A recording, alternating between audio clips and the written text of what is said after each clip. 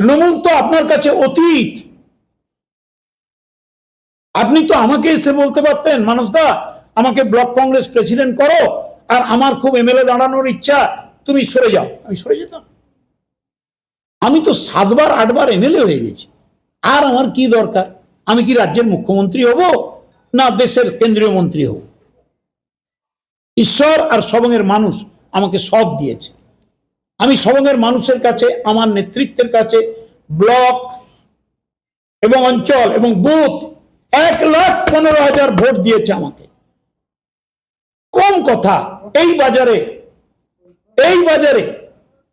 আমি তো সেই জন্য আপনারা যখন জিজ্ঞেস করলেন আপনি আপনার হারের জন্য কাকে দায়ী করছেন, না আমি দায়ী। আমার পথের কোনো ভুল ছিল, আমার নেতৃত্বের কোনো ভুল ছিল, আমার ফর্মুলার কোনো ভুল ছিল, আমি তো কাউকে দোষ দিইনি। উনি পরশুদিনের প্রেস কনফারেন্সটা আজকে শুনবেন, দেখবেন প্রথম থেকে শেষ অবধি তৃণমূল তৃণমূল তৃণমূল। তপন হাজরা, মদন পড়িয়া, দিলীপ দাস পাল, অতনু সিং, প্রসাদ পাত্র। এই যে আপনি বললেন কি ডেঞ্জারাস, একজন এমএলএ অন রেকর্ড ভিডিওতে বলছে আমি শেষ দেখে ছাড়বো, ওকে ঢুকতে দেব না।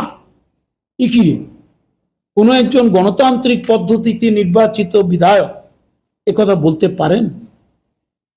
যখন মুখ্যমন্ত্রী বলছেন শান্তি শান্তি শান্তি, সবাইকে কাজ করতে দিন, পঞ্চায়েত অফিসে কাজ করতে দিন, তৃণমূলের নেতাদের এ করতে দেবেন না।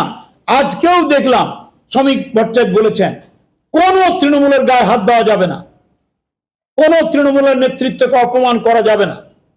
তখন সবংয়ের বিজেপির বিধায়ক বলছেন আমি প্রসাদ অধিকারী, রাজীব সি আর জয়দেব পালকে দেখে নেব, শেষ দেখব, শেষ দেখব বলেছে। আর আমি নাকি মিথ্যাবাদী। এই কাগজগুলো পড়বেন, যদি মিথ্যাবাদী হই আমি 2000 বার কান ধরে উঠবুস করব, 2000 বার। আর আমি মাননীয় মুখ্যমন্ত্রী, আমি তাকে জানি,